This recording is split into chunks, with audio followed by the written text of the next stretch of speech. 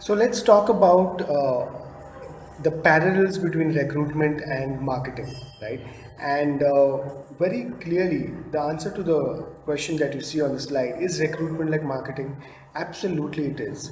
Now, the whole concern or the whole issue really is that HR managers tend to look at the transactional elements of HR and not the strategic elements, which is that when I'm talking about transaction, I'm referring to things like a candidate coming and inquiring about a vacancy, uh, in a particular company.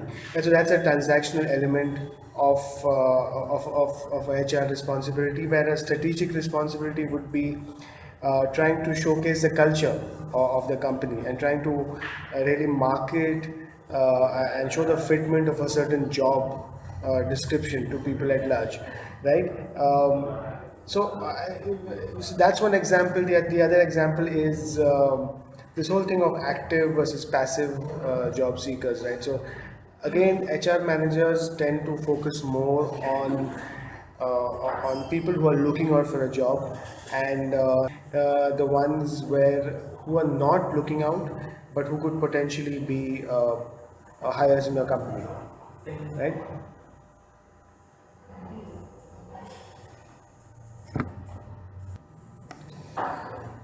So this is the what you see right here is the actual is a representation of the modern recruitment process, right? And you will see that there is recruitment, marketing, and hiring, you know, mentioned, right? So what what I just mentioned some in on the first slide is that people tend to focus on the job application, the assessment, hiring, right? So that's really that's where the maximum focus tends to be, whereas the other bits, which is awareness, interest, search, this is what recruitment marketing is all about, and this is what typically never gets done. So and there are a lot of new modern ways in which these can be done. So let's take awareness for example. Awareness could mean doing like a banner ad in on the alumni section of a website, of a college website.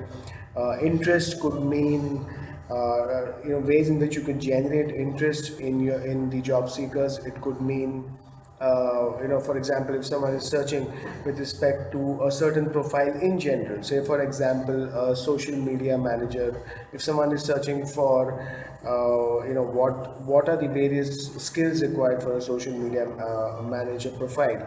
So, you could actually do a blog post on your website and try and rank for those kinds of results. So kind of are visible to a person who's wanting to know more about their profile. Right, so that these are things which come in recruitment marketing. Right. So if you have to really define recruitment marketing, this the third point which has been highlighted really is the crux of it. And there are many modern methods in which you can do recruitment marketing. One of the things mentioned is, for example, content marketing. Now, a well-written job description by itself is an excellent way in which you can market the opening in your company. Next comes employer branding, right? Which is, and we'll be actually getting into each one of these in detail, but just giving you an overview. Employer branding, which is don't just put out a list of job descriptions, showcase the culture in your company, talk about what happens in the company, right, in more detail. Email nurturing, which is the first thing which you tend to do is go out there and hunt for people on job boards, whereas we need to really look at what the people in our own database and try and keep on be in touch with them and reach out to them as in regular intervals, right? Social media is a big way in which you can do recruitment marketing. Yeah. And the idea is again not just reaching out to people who are looking out, but people in general, people who are potential candidates. That's what I was mentioning when I spoke about passive candidates some time back, right?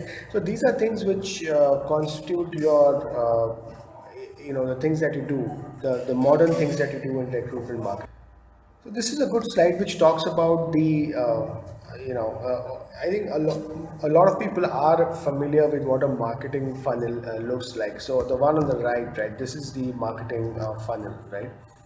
And a lot of people in business would be familiar and conversant with this, which is, you have people who are suspects. You kind of take them, kind of work with them, and so to the point that they are willing to listen to you. Then they're called, I mean, that's called opportunities, and then you actually, uh, you know, ha- they become your customers, right?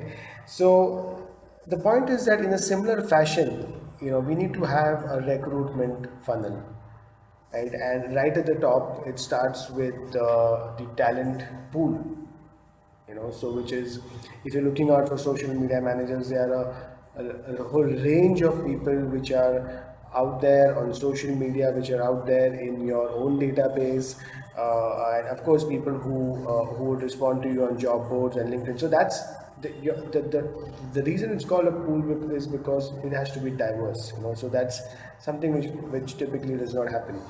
And so from there you keep on working with them, at you kind of reach out to them at regular intervals. You try and improve the image that they have about your company, showcase the company culture, right?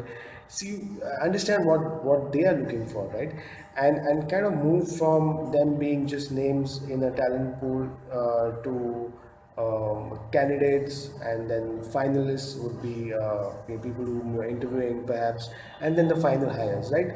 So the point here is, it's very similar to marketing. The funnel that you see is the way a typical marketing person would approach his target audience, right? And the tech background to this is that this is best done by a system which is like which is similar to a CRM system, which is a customer relationship management. I mean, there are CRM packages in the market. Similarly, if you look at HRMS players in the market, all of them, the most of the good ones have a system by which is similar to a CRM package, and which helps HR managers kind of work with the database and gives them a good visibility into the database.